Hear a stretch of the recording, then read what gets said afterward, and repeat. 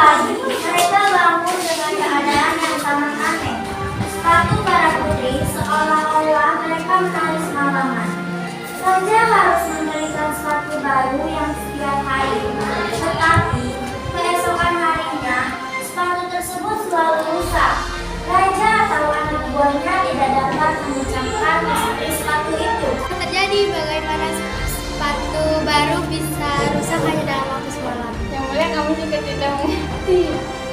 Akhirnya, Raja berkata, siapapun yang memecahkan misteri tentang sepatu itu dapat menikahi putri pilihannya, menjadi menantuku dan akan menjadi raja setelah aku mati nanti. Tetapi, dia hanya punya waktu 3 hari 3 malam untuk mengucapkannya. Jika tidak, dia akan dipenjara seumur hidup. Banyak pemuda di kerajaan lain dan bahkan pangeran dari kerajaan lain datang ke kastil. Mereka menjaga pintu kamar 12 putri. Tetapi setelah beberapa hari, tak seorang pun yang dapat memecahkan misteri itu. Dan sepatu putri terus-menerus rusak dalam waktu semalam. Akhirnya, seorang pemuda berhati baik ingin mencobanya dan berangkat pergi ke kastil. Di tengah jalan, dia bertemu seorang nenek tua yang terlihat sangat miskin. Nah, berikan, nenek sangat lapar. Maukah kau memberikan nenek sepotong roti? Pemuda itu memberikan semua makanan yang ada di tas kepada si nenek. Sang nenek sangat senang karena pemuda sebelumnya yang dia jumpai tidak memberikan apa-apa. Nenek itu tahu bahwa pemuda ini berbeda dari yang lain. Sebagai balasannya, nenek itu memberikan jubah ajaib dan berkata, "Nah, ambillah jubah ini.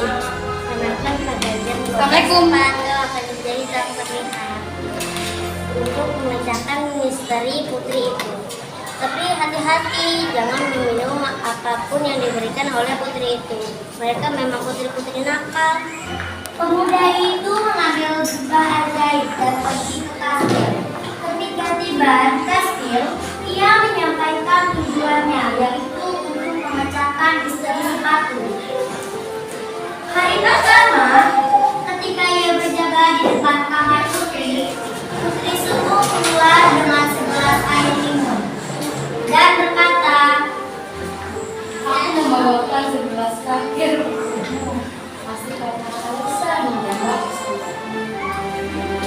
pemuda itu lupa akan peringatan sang nenek, lalu meminumnya. Lalu, tak lama ia pun mengantuk. Ia tertidur nyenyak sepanjang malam yang di kamar yang disiapkan oleh para putri untuknya.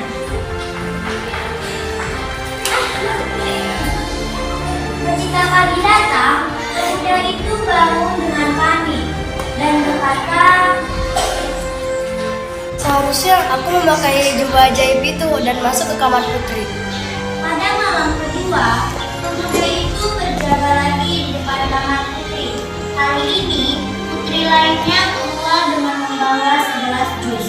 Pemuda itu sangat haus ketika berjaga dan menunggu malam semakin larut. Tanpa berpikir, ia pun meminum semua jus yang diberikan kepadanya. Dan tentu saja dia pun tertidur lagi.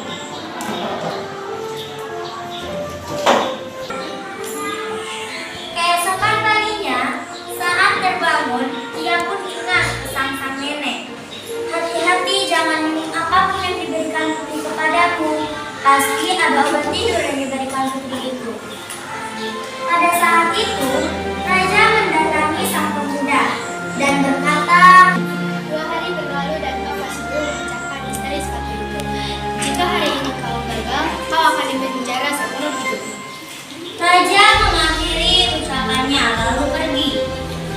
Pemuda itu harus memecahkan masalah sepatu itu hari ini. Malam ini, untuk terakhir kalinya, pemuda itu berjaga di depan pintu kamar putri. Kali ini, putri bungsu keluar dengan membawa segelas es jeruk. Tetapi sang pemuda sekarang sadar. Ia mengambil gelasnya dan mengucapkan terima kasih.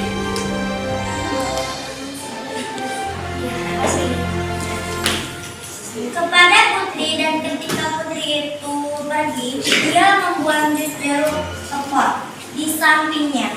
Kali ini, ia berdiri tegak. Malam semakin larut, dan di tengah malam pun tiba. Pemuda itu memakai jubahnya, dan ia segera menjadi tidak terlihat.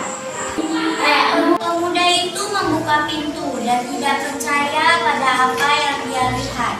Semua putri mengenakan pakaian. Mereka menata rambut, menghias wajahnya sambil mengenakan sepatu baru. Dan putri sulung berkata, Coba kau lihat, apakah penjaga itu sudah tertidur? di saat itu pemuda itu tahu bahwa di saat itu dia harus mengeluarkan suara-suara saat dia tidur.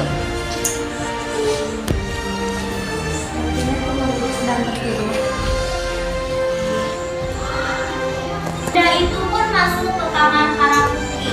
Di dalam, ia melihat si sulung sedang mendorong salah satu kasur. Dan ternyata di bawah kasur itu terdapat jalan menuju suatu tempat. Satu persatu putri turun dan pemuda itu ikut di belakang para putri. Mereka pun menuruni anak tangga yang sangat banyak. Di tengah perjalanan, pemuda itu tidak sengaja menginjak gaun salah satu putri. Di tengah perjalanan, pemuda itu tidak sengaja menginjak gaun salah satu putri. Dan putri itu pun berkata, Sepertinya dia menginjak gaun kita, mungkin kau harus saja. mereka pun sampai di ujung anak tangga dan mereka berada di sebuah hutan. Di sana, pemuda itu melihat sebuah pohon perak. Lalu pemuda itu mengangkat batang dari pohon perak itu. Lalu pemuda itu mematahkan batang dari pohon perak itu. Setelah itu, mereka menuju ke sebuah danau. Dan di danau tersebut, datanglah 12 perahu angsa dengan 12 pangeran di dalam perahu angsa tersebut. Pemuda itu menaiki salah satu perahu angsa tersebut. Dan salah satu putri berkata, Kenapa perahu itu lebih berat seperti ada menaikinya? Itu mungkin perasaanmu saja. mereka di kerajaan, satu persatu putri pun menari bersama pasangannya.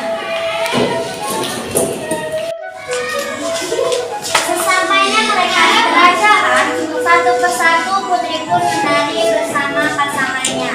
Di saat itu, pemuda itu lapar dan ia memakan kue yang berada di atas piring. Lalu, salah satu putri pun berkata, Hei, mengapa kue melayang seperti ada yang memakannya? Mungkin hanya hayalmu saja. pemuda itu mengambil salah satu gelas emas sementara para putri menari sampai menjelang pagi. Dan perlahan-lahan, sepatu para putri pun rusak. Lalu, esok pagi pun tiba, dan para putri kembali dengan keadaan yang sudah lusuh seperti menari semalaman. Dan pemuda itu pun mendatangi sang raja dan menceritakan kejadian-kejadian yang telah ia alami semalam dan menunjukkan barang-barang yang ia dapat semalam. Dan raja pun mendapati janjinya untuk mengizinkan sang pemuda untuk menikahi putri pilihannya.